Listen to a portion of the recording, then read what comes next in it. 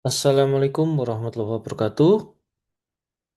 Pada kesempatan kali ini kita akan membahas materi utilitas, mata kuliah utilitas mengenai fluida panas dan nanti akan dilanjutkan dengan materi gas inert.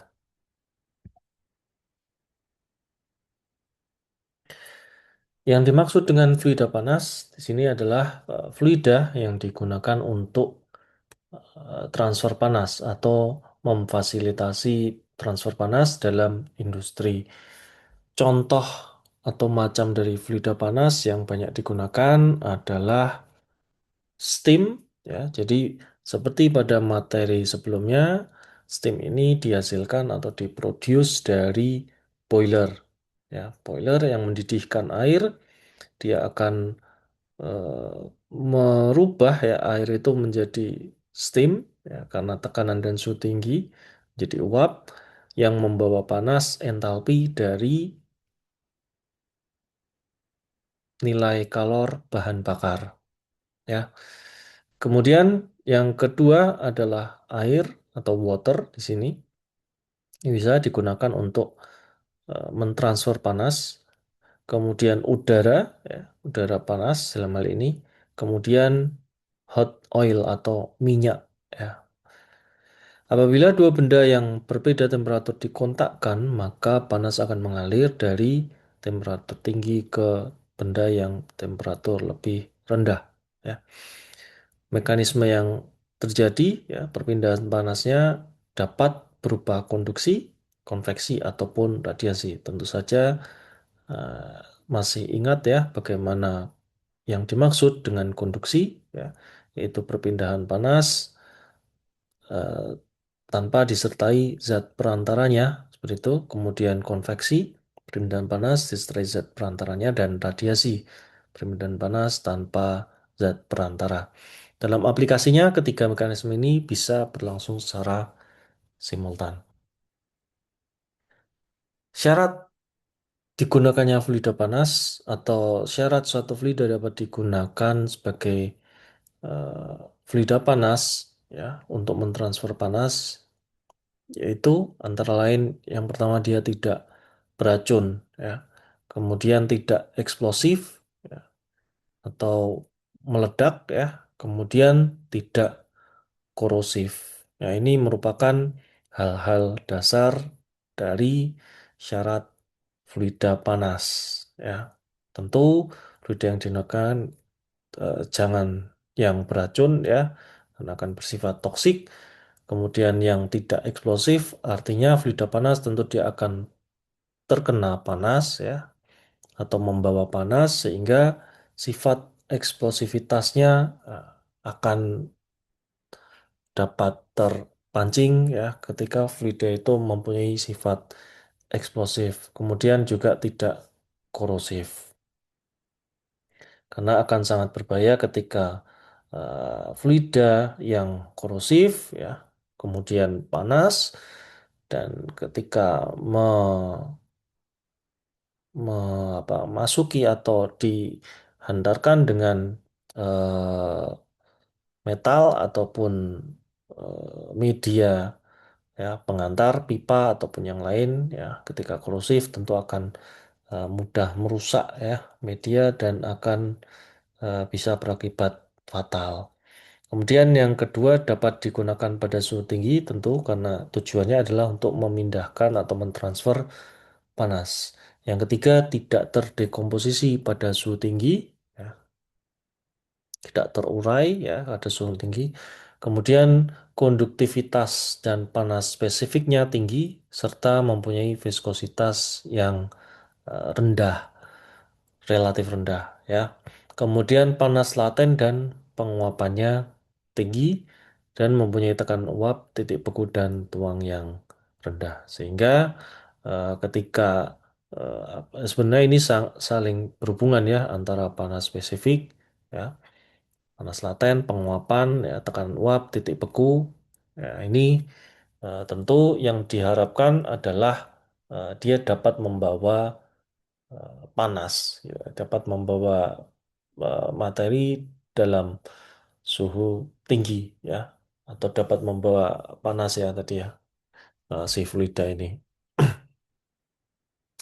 Yang pertama steam ya, contohnya tadi steam merupakan media pemanas yang banyak digunakan karena harganya, harga pembuatan itu relatif murah karena dia berasal dari air yang dididihkan di boiler dan juga dia bisa sikluskan ya.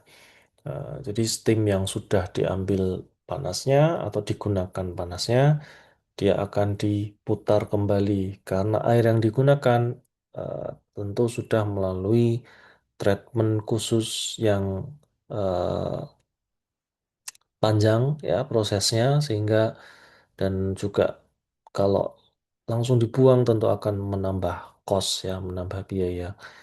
Jadi steamnya bisa di recycle. Maka dari itu harganya di sini relatif murah karena kita sudah memakai, ketika sudah menggunakan steam ya, kita tinggal make up saja ya, make up kebutuhan steamnya yang berkurang itu berapa ya, selain dari recycle tadi. Kemudian kurva hubungan antara tekanan suhu banyak digunakan untuk mengetahui kebutuhan steam yang diproduksi. Jadi sudah digunakan secara umum. Kemudian pengaruh tekanan dan suhu pada sel boiler perlu mendapat perhatian khusus. Nah, ini perlakuan ya, perlakuan ketika tekanannya itu mencapai 24 bar dan suhunya 200 derajat Celcius, maka tentu ya di dalam shell ataupun di dalam boiler juga akan sebenarnya sudah ini ya, sudah terinstall juga ya eh, fasilitas-fasilitas untuk mengantisipasinya ya, yang berkaitan dengan tekanan dan suhu tinggi. Jadi seperti safety valve dan lain-lain tentu itu akan sangat diperlukan dan eh, perlu dimonitor, jangan sampai gagal fungsi seperti itu. Kemudian penggunaan steam pada suhu yang lebih besar dari 250 derajat Celcius kurang disukai ya, karena eh, suhu tinggi dia akan punya tekanan yang tinggi ya. Jadi ketika ya steam kan fasenya uap ya, dia punya tekanan yang tinggi, suhu tinggi tentu akan sangat berbahaya. Kemudian fluida yang kedua adalah air ya, water. Beban yang diberikan ya, ini eh, suhunya tentunya di bawah 100 derajat Celcius pada tekanan 1 atm. Karena sifat air yang akan menguap ya ketika suhunya di atas 100 derajat Celcius pada tekanan 1 atm. Kemudian sistem pendinginan dan pembukaan perlu dipisahkan dari sistem pemanasan. Air sangat baik ya pada tekanan 40 bar dan suhu 250 derajat Celcius.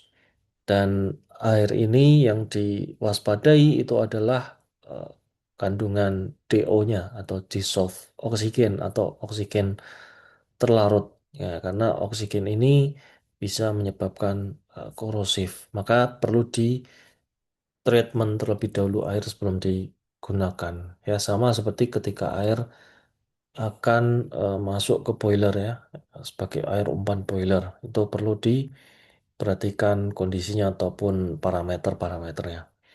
Yang ketiga, udara. Ya, udara ini mempunyai panas spesifik yang rendah sehingga perlu ruang ataupun volume yang besar.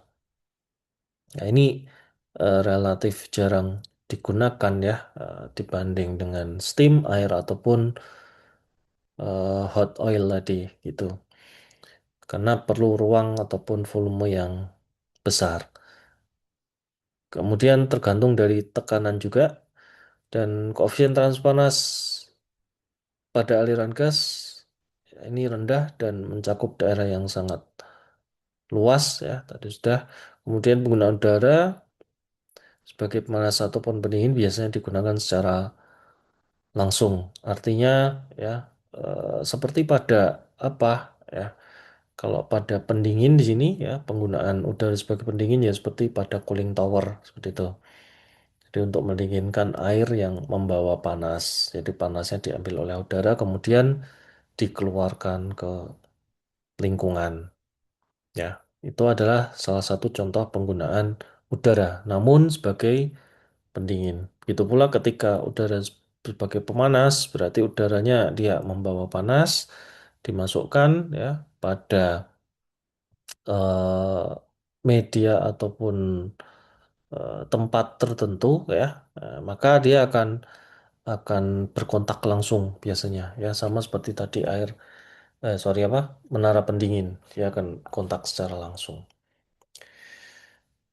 Kemudian selain itu juga bisa digunakan fluida-fluida dari bahan organik ya. Eh, di sini operasional yang bisa digunakan suhu 260 sampai 340 derajat Celcius dengan tekanan 1 sampai 2 bar untuk bahan-bahan organik. Ya, contohnya di sini bahan campuran antara 73,5% dipenyl oxide dan 26,5 dipenyl ya yang dapat beroperasi sampai suhu 400 derajat Celcius dan tekanan 11 bar. Dan bahan organik ini biasanya digunakan aromatik sintetis ya untuk suhu rendah. Contohnya adalah etilen glikol atau EG ya pada suhu minus 50 derajat Celcius sampai 175 derajat Celcius atau dalam Fahrenheit itu minus 60 sampai 350. Ya, ini contohnya etilen glikol, kemudian bisa juga DEG ya, dietilen glikol ataupun PEG juga bisa ya, propan etilen glikol gitu. Jadi ini bisa digunakan untuk apa mencegah atau ya mencegah terbentuknya hidrat ya dalam pipa. Jadi ketika pipa menyalurkan air gitu kan, nah, ketika suhunya rendah, pasti air ini akan berisiko ya menjadi eh, berubah ya menjadi fase es atau fase padat. Jadi untuk menurunkan titik bekunya air, maka digunakanlah yang namanya etilen glikol ataupun bisa juga dietilen glikol atau propan etilen glikol. Propan antara propan atau pentan gitu ya. Nah, ini bisa digunakan. Jadi campuran EG atau bukan campuran EG ataupun DEG ataupun PEG gitu. Jadi mencegah terbentuknya hidrat atau air yang membeku dalam saluran pipa. Tentu akan sangat berbahaya ketika terbentuk hidrat atau air yang membeku dalam saluran pipa. Akan menutup ya lubang pipa ya, mengecilkan lubang pipa, efisiensi turun dan bisa menghambat fluida yang eh, mengalir ya, tekanannya makin tinggi dan akan bisa berisiko meledak seperti itu kan ya. Nah, maka digunakanlah etilen glikol. Kemudian garam-garam anorganik juga bisa digunakan sebagai fluida pemanas. Contohnya larutan soda kaustik ya pada suhu 370 sampai 380 derajat Celcius. Kemudian campuran di situ antara 53% KNO3, 40% NaNO2 dan 7% NaNO3. Gunakan pada suhu 500 derajat Celcius pada tekanan rendah. Ya, seperti itu. Ini sebenarnya adalah materi pada turbin ya. Nanti akan kita pelajari di bab turbin.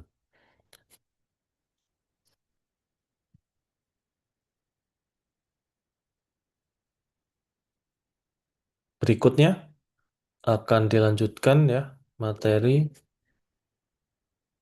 akan dilanjutkan materi mengenai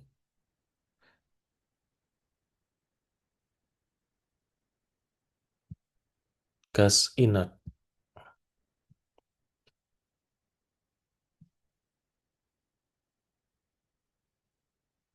Sorry, salah.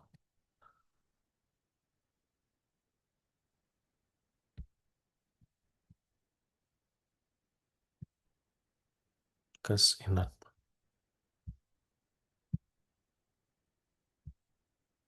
Ya.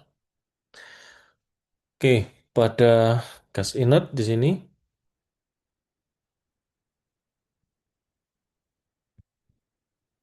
ya.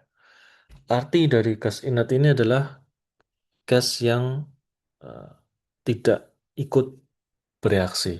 Jadi kita bisa memanfaatkan sifat gas yang tidak ikut bereaksi atau gas inert ini untuk apa saja, gitu kan?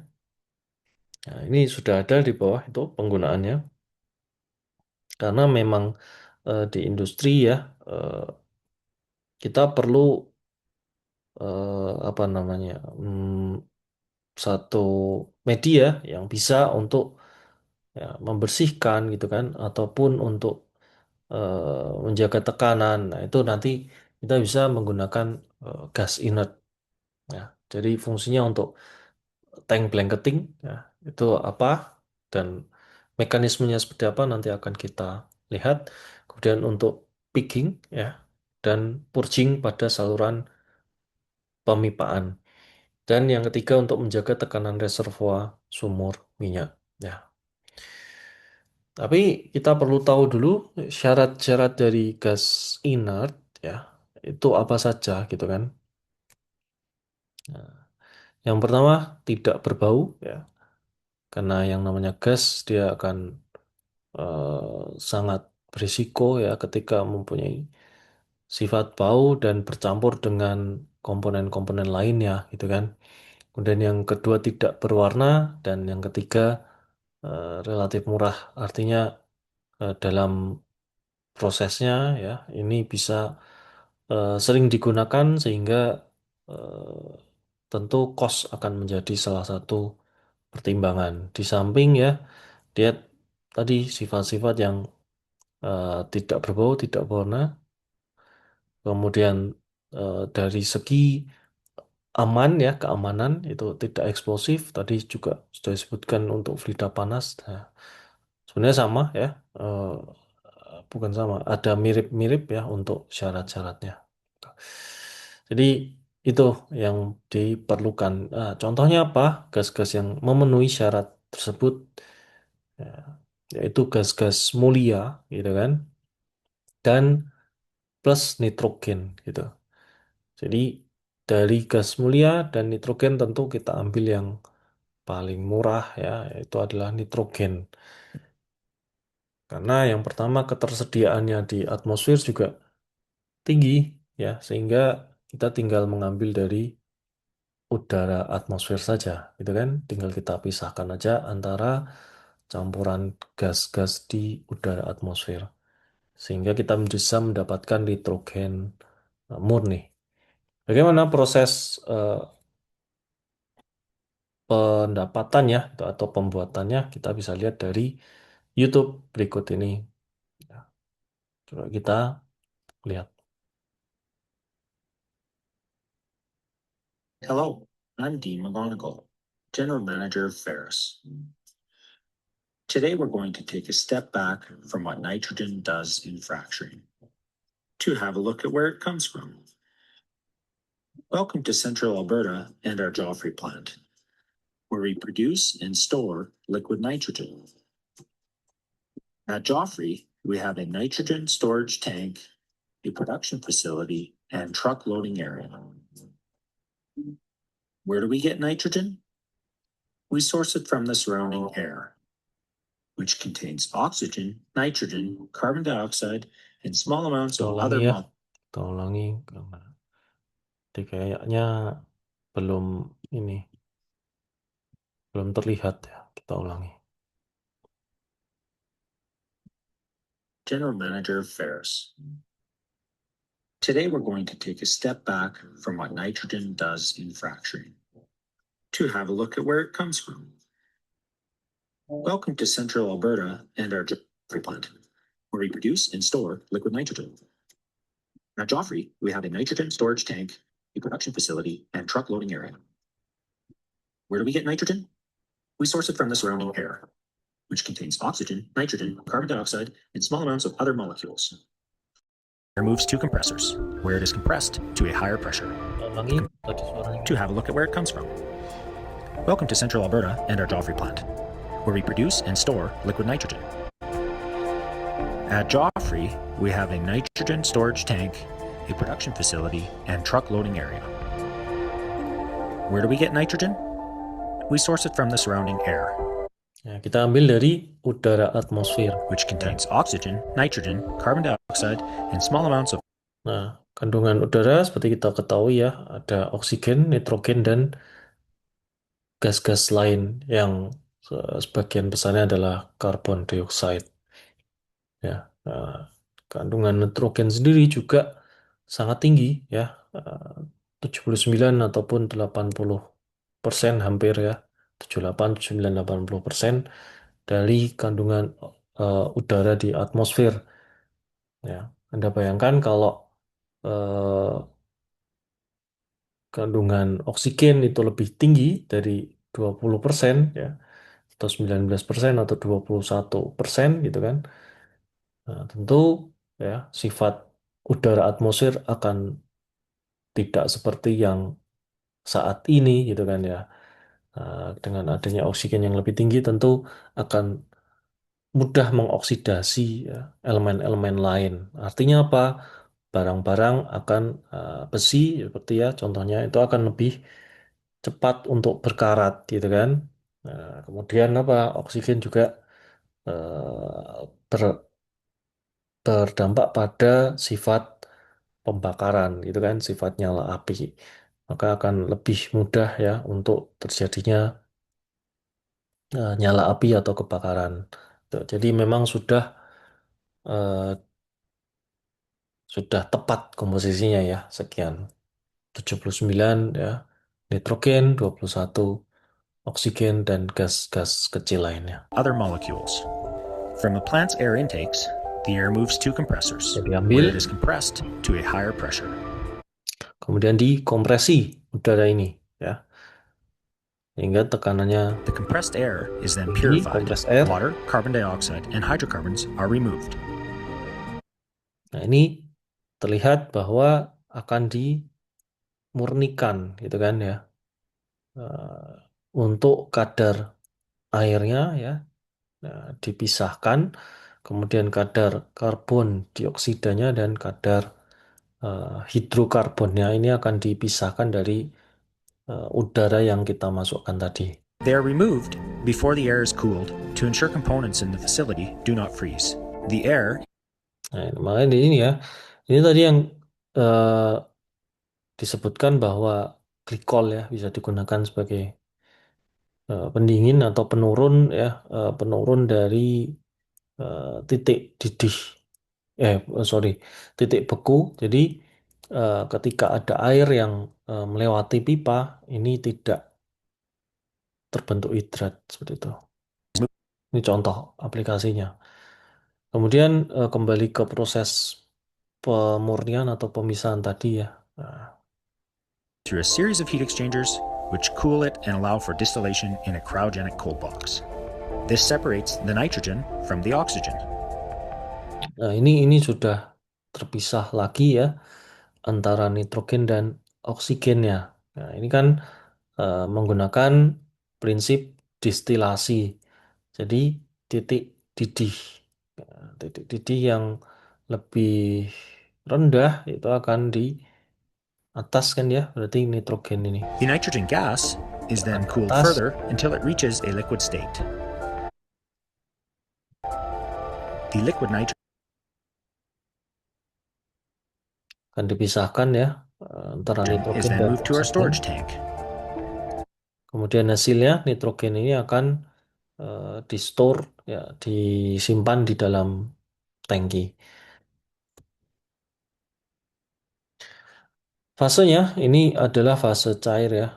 Nitrogen dan oksigen akan disimpan dalam fase cair karena ketika fasenya ini gas tentu akan membutuhkan ruangan yang jauh-jauh berkali-kali lipat gitu kan volumenya.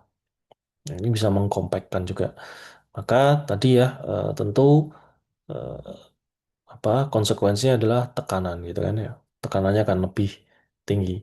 Jadi gas ataupun apa oksigen, nitrogen yang akan dimanfaatkan gitu kan ya. Nah, itu semua disimpan dalam wujud cair ya, termasuk tabung oksigen gitu kan. Tabung nitrogen itu isinya ya nitrogen ataupun oksigen cair gitu kan. Ketika di dalam tabung, maka tabungnya itu kan tebel ya. Tabungnya itu keras juga dari metal ya, tebel gitu kan. Sehingga bisa untuk menahan tekanan dari fluida di dalam. Nah, berubah menjadi gasnya adalah ketika dia keluar dari tabung penyimpanan. This giant, double-walled storage tank maintains the nitrogen's liquid form and stores it until it's needed. When you need nitrogen for your well site, the nitrogen from our storage tank is available at our truck loading area.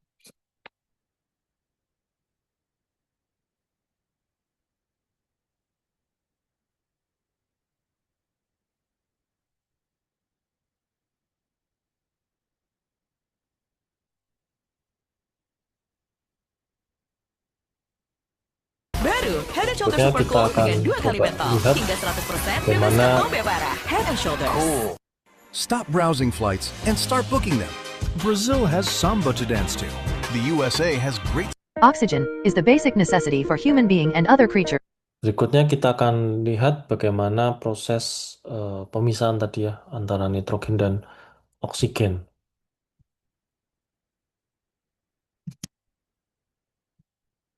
Lebih Gaseous mode, and it is cair, very difficult lebih to dekat. separate these components in gaseous mode. Conversely, if these components are liquefied, then it is easy to separate Tadi them. To liquefy them. gas-gas ini akan dicairkan. Conversely, if these components are liquefied, then it is easy to separate them. To liquefy them, temperature of each component has to be brought below their boiling point. For Ya, untuk mengubahnya dari gas ke liquid, maka suhunya akan dibawa ya ke bawah titik didihnya, gitu kan ya. Misalkan nih apa ini titik didih air 100 derajat Celcius, nah, air menjadi uap di atas 100 derajat Celcius. example, boiling Nah, point dia of water is untuk 100 degrees cair, Celsius. untuk cair dia harus di bawah 100 derajat Celcius gitu kan. Ini contohnya air ya dan uap air. Maka untuk oksigen, nitrogen dan gas-gas lain juga demikian. Ketika diturunkan ya suhunya sampai di bawah titik didihnya, maka dia akan berubah fase menjadi cair. And water becomes vapor beyond 100 degrees Celsius. Likewise, if we can achieve the boiling point of oxygen, which is minus 183 degrees Celsius.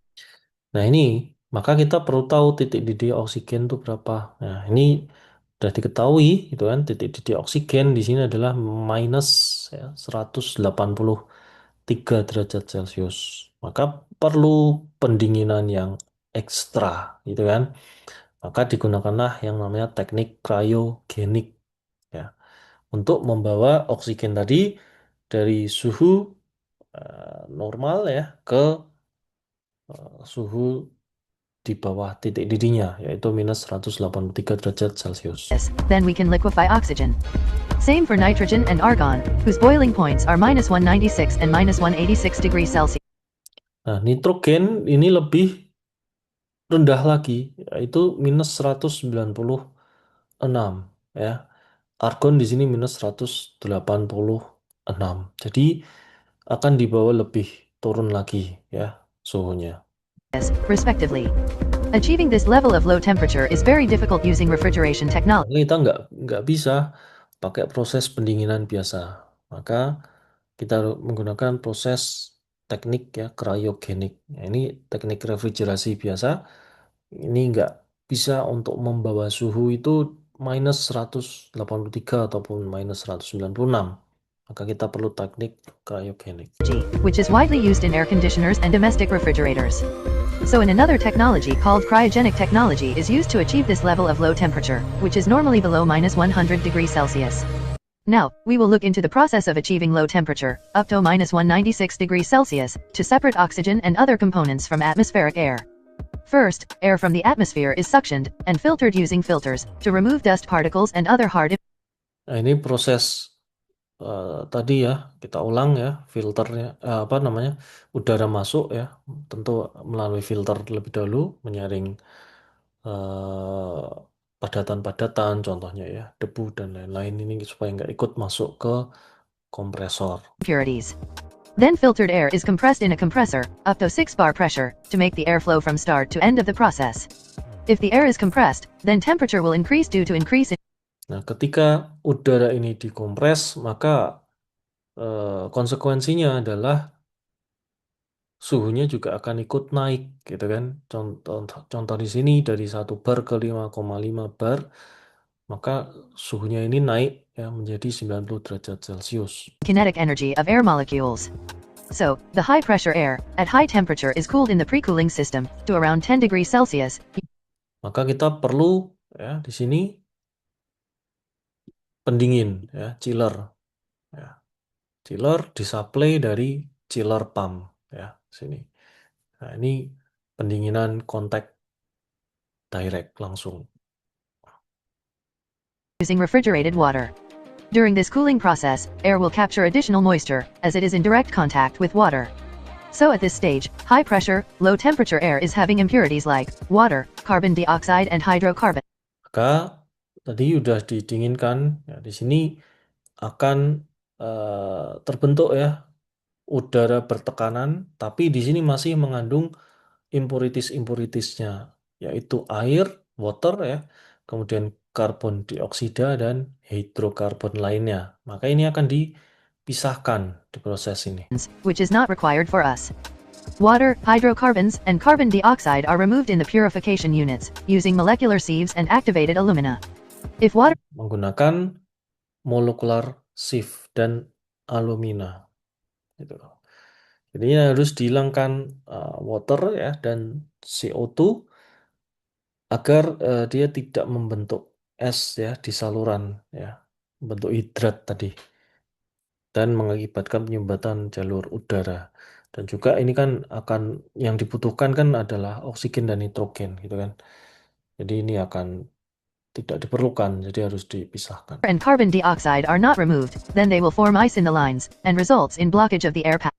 Ini menggunakan molecular sieve ya, yang bisa mengadsorb CO2 dan hidrokarbon.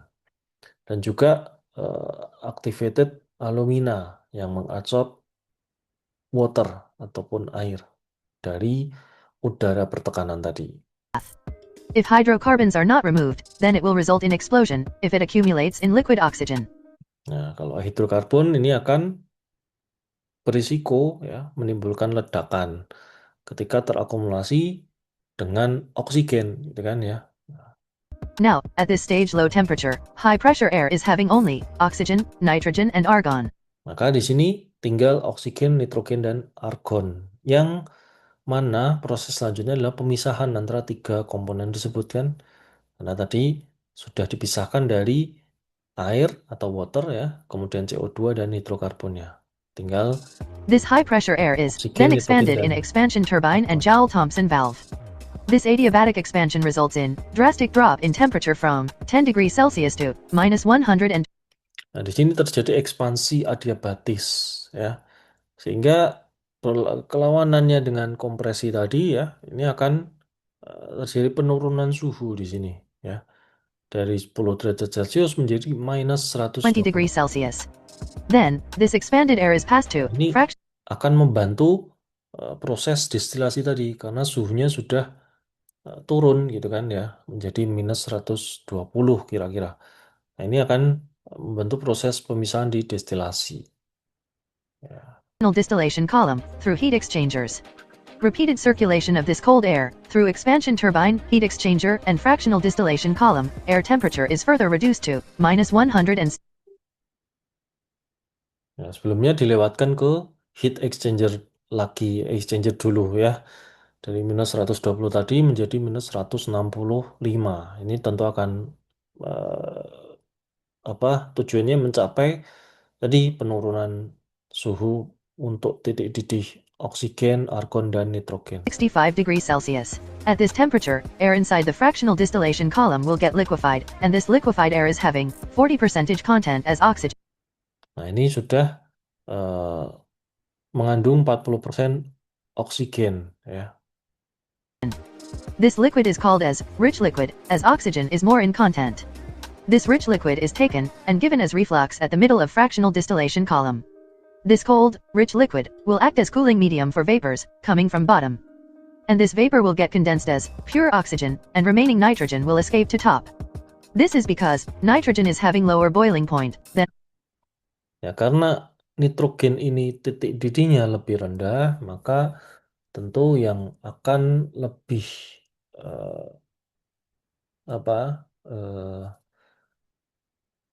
boiling point ya, titik didihnya lebih rendah, maka nitrogen ini akan ke atas ya, akan bergerak ke atas. Karena dia masih berada pada fase uapnya ya, pada masih fase gasnya. Sementara oksigen sudah menjadi cair karena sudah minus ya, di bawah minus 183. Tapi tidak mencapai minus 196 gitu kan. Nah, maka oksigen ini akan terpisah menjadi cair. Oxygen. This process is similar to the condensation process, happening at vessel having boiling water, when closed with a lid at the top. Because of lid chillness, escaping water vapor will get condensed. Here in fractional distillation column, cold reflux will act as the lid. To have proper contact of cold reflux and escaping vapor, inside distillation column, perforated trays will be kept at regular intervals. Sometimes, instead of trays, packings are also used to enhance proper heat exchange. By repeating this process for long time, there will be a formation of temperature gradient from bottom of the distillation column to the top. From minus 170 degrees Celsius at bottom of the column to minus 196 degrees Celsius at the top of the distillation column. Because of this temperature gradient, oxygen will be liquefied at minus 183 degrees Celsius. Ya, jadi menggunakan tadi ya, berdasarkan prinsip perbedaan titik didih, maka akan terpisah antara nitrogen, argon, dan oksigen. Tentu urutannya nitrogen di atas ya, karena dia paling rendah, kemudian argon di tengah, dan oksigen. Area and collected. Argon will be liquefied at minus 186 degrees Celsius area and collected. Nitrogen will be liquefied at the top column, where temperature is at minus. Nah, sampai sini sudah terpisah, baru dia dicairkan ya. Baru di atas ini akan dibawa ya, titik didihnya menjadi lebih rendah daripada 196 supaya nitrogen ini bentuknya berubah jadi cair. 196 degrees Celsius and collected. Normally, height of this distillation column will. Nah, ini tower distilasinya ini normalnya atau sekitar ya 40 meter tingginya untuk fasilitas tadi. Be around 40 meters, depending on the production capacity of the oxygen plant. Tergantung dari kapasitas produksi juga tentunya ya. Oxygen produced using this cryogenic technology will be having a purity of 99.5%. The liquid oxygen produced can be taken as liquid product and stored in insulated cryogenic vessels.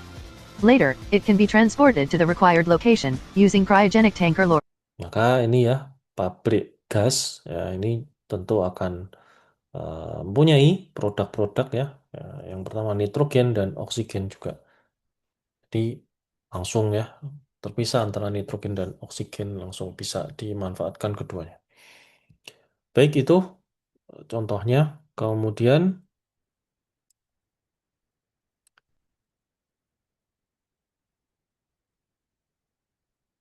kita lanjutkan di mana tadi?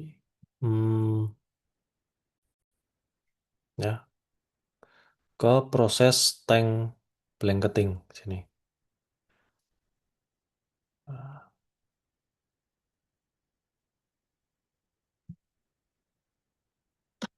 Bain Chocolatos Philo. 3 sensasi ledakan coklat dalam 1 gigitan.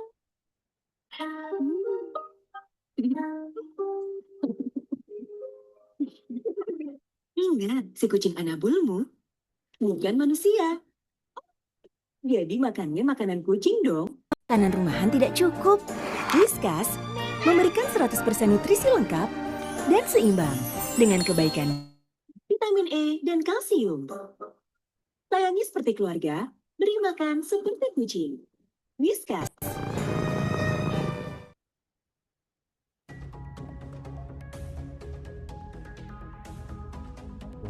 VCI line Ini adalah proses tank blanketing atau tadi ya masuk pada pemanfaatan gas inert. Gunanya untuk apa? Yang pertama ini untuk tank blanketing, yaitu pada intinya adalah untuk blanket ya, selimut tangki. Artinya apa selimut ini? Untuk melindungi tangki. Gimana caranya melindungi tangki? Kita lihat. offers an extensive collection of pressure vacuum relief solutions for your tank storage operation. The following animation will illustrate the normal in-breathing and out-breathing activity that a storage tank experiences, as well as a typical venting solution. Jadi ini pada tangki penyimpanan ya. Above. Nah, ketika misalkan tangki Storage penyimpanan tank ini consists of a liquid on the bottom and a vapor menyimpan satu bahan bakar misalkan ya, bahan bakar minyak BBM ya, cair misalkan, ataupun bahan bakar yang mudah meledak, ataupun bahan bakar bahan lainnya juga ya, cairan fluida secara umum gitu kan. Nah, di sini di dalam tangki ini tentu akan terdapat ya apa ini eh, porsinya ya, porsi liquidnya itu misalkan sekian ya, porsi cairannya, isi cairannya sekian. Maka di sini ada space ya, ada ruang kosong ya, ada ruang berisi vapor space di sini. Ini bisa dari liquid yang menguap di sini kan, ya. Bisa terwadai di sini di vapor space ini. space above. As the sun rises in the morning, Nah, ketika pagi ataupun siang hari gitu kan ya, udara ada matahari, suhunya atmosfer naik panas, maka di dalam tangki tentu ini juga akan mengikuti ya. the vapor space inside the storage tank Liquid tadi ini akan menguap ya, vapor ya, menjadi vapor ya. Ada yang menguap, sebagian menjadi vapor, sehingga mengisi ruang space tadi. will naturally begin to heat up, causing the pressure inside of the tank to build.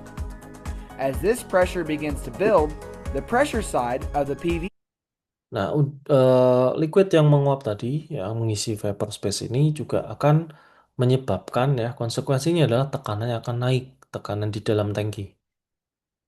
Nah, ini akan terisi gitu kan ya, space-space tadi dengan liquid yang menguap menjadi gas ya, karena dia menjadi gas, menjadi vapor, tentu akan lebih renggang ya molekulnya, dan suhunya akan lebih tinggi. Ini pergerakannya akan lebih eh, apa cepat ya, maka dia akan menaikkan tekanan di dalam tangki, sehingga di sini terdapat yang namanya eh, valve ya, pressure valve ya, atau PV di sini ya, vent will begin to open. PV fan ya, atau valve ya. Ini gunanya apa? Supaya ini bisa mengeluarkan ya sebagian vapor yang ada di dalam, supaya menjaga tekanan di dalam tangki ini tetap. Ini akan Alleviating the terbuka, tank pressure to a safe akan terbuka level. The dan sebagian akan keluar. same pressure build occurs during a pump-in condition where you have much more displacement. As the liquid level begins to fill, the tank pressure will increase and again be kept at a safe level.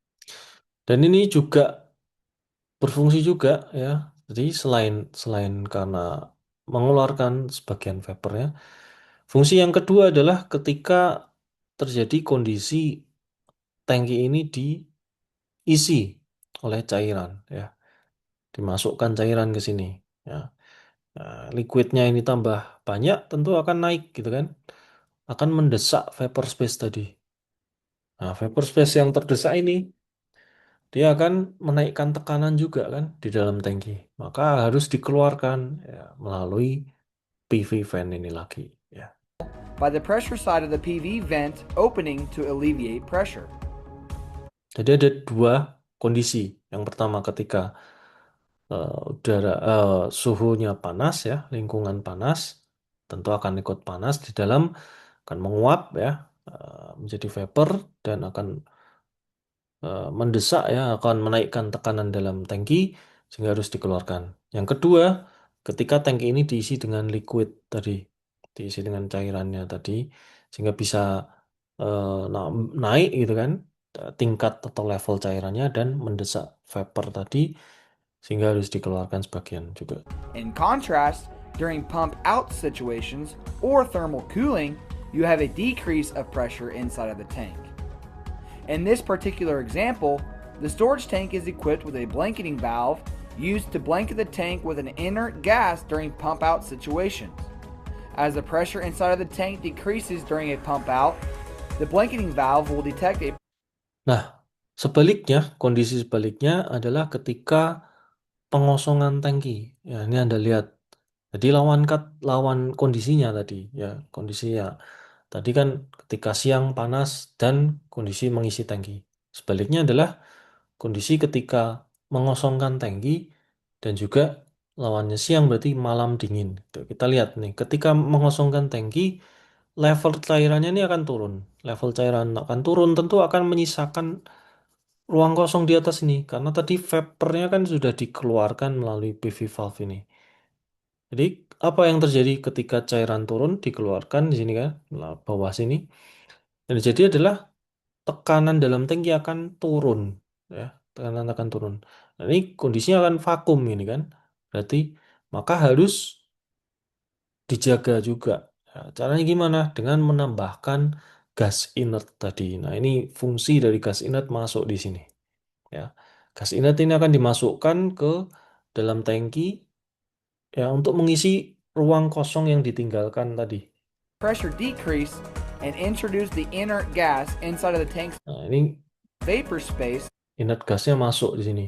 Ya, inert gas masuk mengisi ruang ini supaya tekanan di dalam tangki terjaga. to satisfy and maintain a safe pressure within the tank.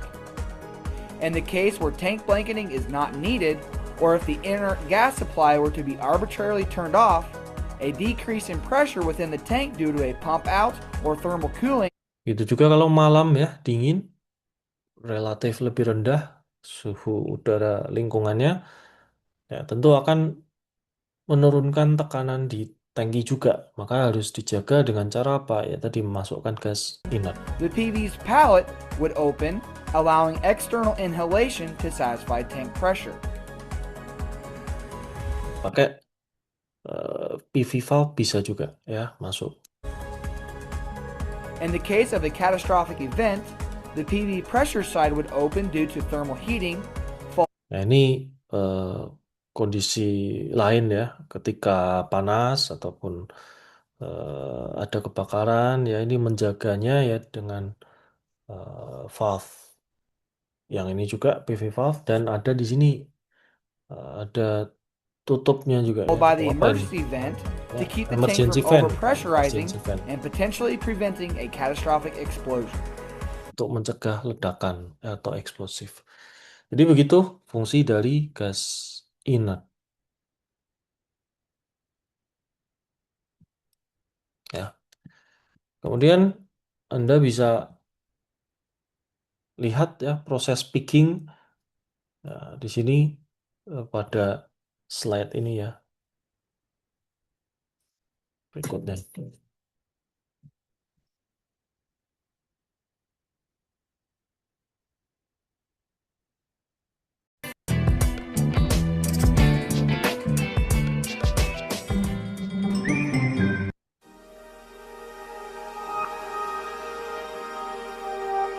Bagi PT Perusahaan Gas Negara, jalur pipa gas merupakan aset yang sangat penting.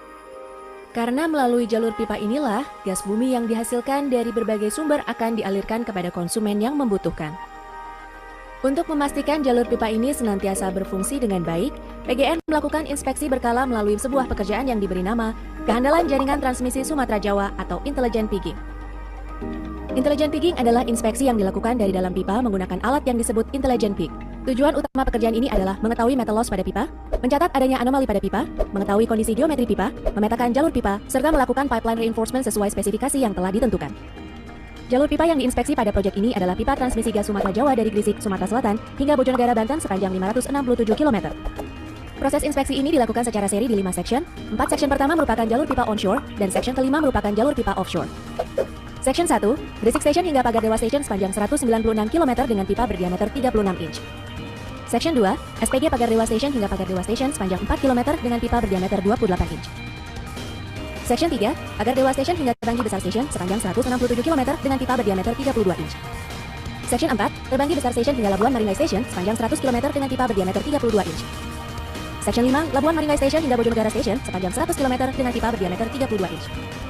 Alur proses inspeksi jalur pipa ini mencakup pekerjaan-pekerjaan berikut: pull-through test, GIS survey, preliminary pigging, intelligent pigging, data analysis, serta data proofing dan pipeline reinforcement. Pull-through test dilakukan dengan tujuan untuk memastikan keakurasian alat yang akan digunakan pada saat intelligent pigging. Tes ini dilakukan 2 kali di Lingen, Jerman, tepatnya di Rosen Training and Research Center. GIS survey dilakukan sebelum pigging untuk mereview jalur pipa dan memastikan titik-titik penanaman above ground maker atau AGM. Setelah semua persiapan ini selesai, maka pigging sudah dapat dilakukan.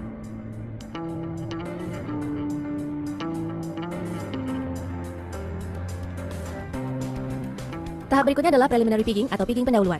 Pigging ini dilakukan dengan tujuan untuk memastikan kelayakan dan kebersihan jalur pipa yang akan dilalui oleh intelligent pig. Terdapat 3 jenis pig yang digunakan dalam preliminary pigging ini dan Nah, ini kenapa disebut pigging ya? Dari kata apa? Pig ya, atau babi itu kan ya. Nah, babi ini diambil dari mana? Ya, engineer itu selalu mengambil istilah dari benda ataupun fenomena yang ditemui sehari-hari gitu kan ya. Makanya disebut pig karena alatnya ini merah ya, gelondong merah gitu kan ya, bulat, mirip seperti babi gitu kan ya. Maka namanya pigging atau pembabian dalam tanda kutip ya. Gitu. Nah, pemasukan pig tadi ke dalam saluran pipa. Anda lihat sendiri nih ya, warnanya merah ya, bulat ya, tabung ya. Kan berurutan yaitu high density foam pig. Nah, ini untuk lebih jelasnya ini bisa dilihat. Nah, high density foam pig ini yang pig yang base ya, atau dasar itu. BD pig with gold plate dan BD pig with brush and magnet. Nah, ini pig yang sudah dimodifikasi ya. Nanti fungsinya macam-macam juga.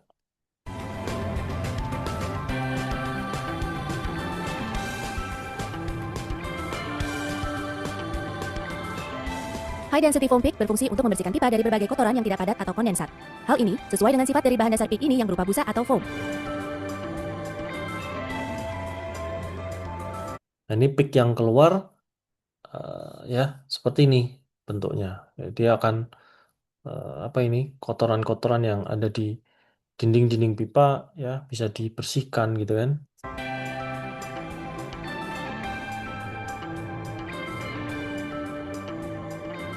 BD pig with gold plate memiliki Ini pig yang kedua yang sudah dimodifikasi. Ya, kedua, ketiga, dan seterusnya akan digunakan pig yang sudah dimodifikasi. Dan fungsinya juga sendiri-sendiri. fungsi ganda. Selain berfungsi untuk membersihkan pipa, pig ini pun berfungsi untuk mendeteksi kondisi diameter internal pipa. Setelah selesai diluncurkan, dilakukan pengukuran diameter gold plate dan dibandingkan dengan kondisi sebelumnya. Hal ini dilakukan untuk memastikan bahwa pipa dapat dilalui oleh corrosion detection pig atau CDP.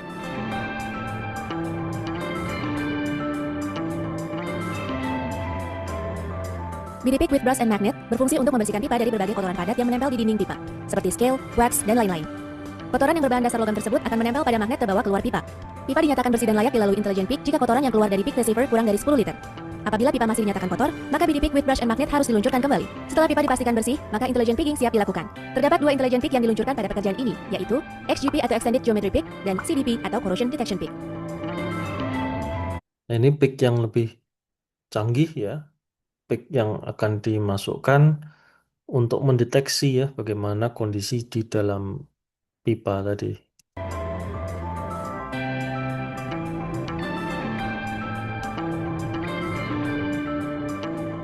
XGP berfungsi untuk mendeteksi lokasi anomali pada pipa seperti obstruction, penyok, kink, dan lain-lain, sehingga dapat diputuskan apakah CDP dapat melewatinya atau tidak. Apabila CDP tidak memungkinkan untuk diluncurkan, maka harus dilakukan perbaikan terlebih dahulu pada pipa tersebut. Pik terakhir yang diluncurkan adalah CDP.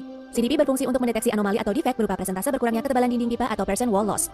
Idealnya, CDP diluncurkan dengan batas kecepatan 1,5 hingga 2,5 meter per detik untuk mengantisipasi hentakan atau surging.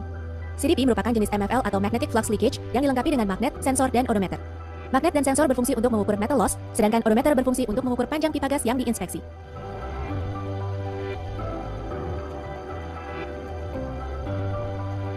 Di dalam CDP terdapat memory box yang berfungsi untuk menyimpan data. Setelah peluncuran, data tersebut di-download dan disimpan dalam hard disk. Data tersebut kemudian dikirim ke Rosen di Kuala Lumpur untuk dievaluasi oleh data analyst. Hasil analisis data tersebut disampaikan kepada pihak PGN sebagai report. Selama proses intelligent picking, PIK tersebut harus selalu dimonitor perjalanannya untuk melacak apakah PIK tersebut sudah melalui titik-titik yang ditentukan atau belum. Pelacakan PIK tersebut dilakukan dengan menggunakan geophone dan electric peak detector atau EPD.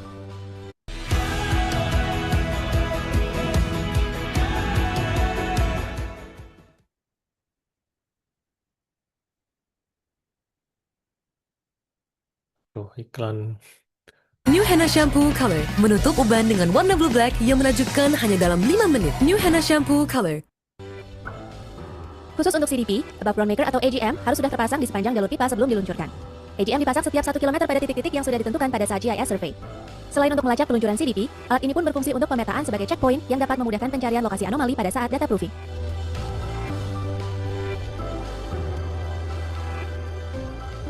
Tahap berikutnya adalah data proofing atau pembuktian data hasil inspeksi dengan menunjukkan titik atau lokasi indikasi anomali atau metal loss. Pembuktian data dilakukan terhadap lokasi yang paling kritis atau lokasi yang ditentukan oleh tim PGN pada setiap section sejumlah 6 titik dengan rincian, masing-masing 1 titik pada section onshore dan 2 titik pada section offshore di lokasi nearshore. Untuk memperoleh data valid tentang anomali atau metal loss, maka dilakukan ultrasonic testing pada titik anomali tersebut. Kondisi kritis yang dimaksud adalah apabila terjadi indikasi metal loss lebih dari 25% pada dinding pipa atau terjadi kerusakan geometri pipa yang signifikan.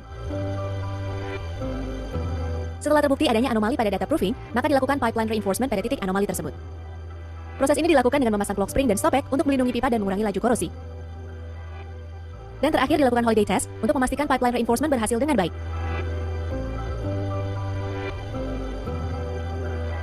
Pertanggal 20 Desember 2016, pekerjaan intelligent picking akhirnya dapat diselesaikan dengan baik. Proses ini merupakan bukti komitmen PGN dalam memberikan service excellent kepada para konsumennya. Pekerjaan intelligent picking ini bukanlah pekerjaan 1 atau 2 orang saja, tapi merupakan kerja tim dengan berbagai latar belakang dan kemampuan.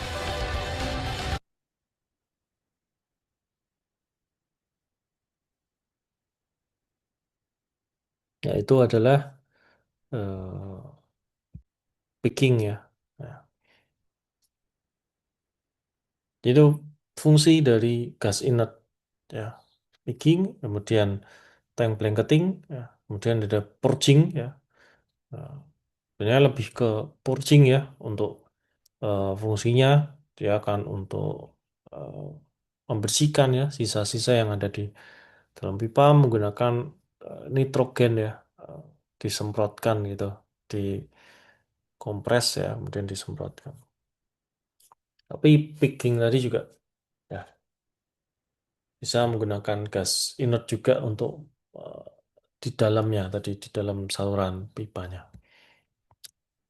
Yaitu fungsinya ya, dan banyak lagi ataupun ini yang belum adalah menjaga tekanan reservoir. Artinya ya sama sebenarnya tadi di tank blanketing kan dia bisa digunakan ya gas inert untuk menjaga tekanan dimasukkan gitu kan ya untuk menggantikan apa yang keluar gitu kan. Nah, sama seperti di sumur minyak ataupun di reservoir gitu kan di bawah tanah seperti itu ya.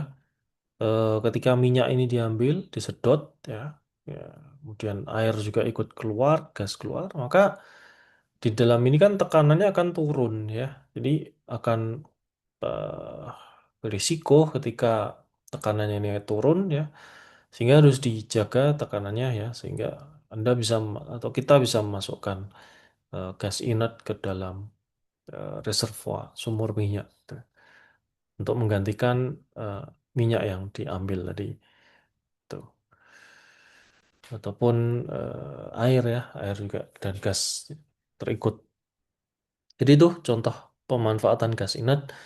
Di samping itu juga ada di metal industries, ini bisa digunakan untuk pemurnian pencairan pada pemrosesan baja atau logam yang lain. Dan sebagai shield gas ya, untuk pemberian besi, baja, dan yang lain juga. Proses gas ya, untuk reduction, carbonization, dan nitriding. Untuk manufacturing dan construction ini juga bisa untuk string fitting. Kemudian untuk nitrogen liquid ini bisa digunakan mendinginkan bagian dalam logam. Itu sementara bagian luarnya dipanaskan. Jadi terjadi string dan metal bisa diinjeksikan.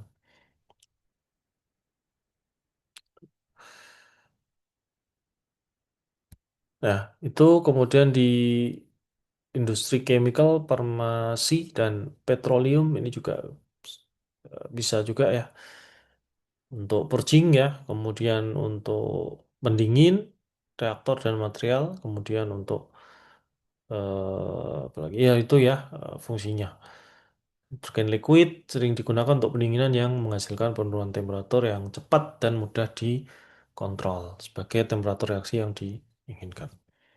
Jadi itu materi mengenai gas inert. Jadi di samping materi mengenai fluida panas dan gas inert juga sudah disampaikan. Terima kasih. Wassalamualaikum warahmatullahi wabarakatuh.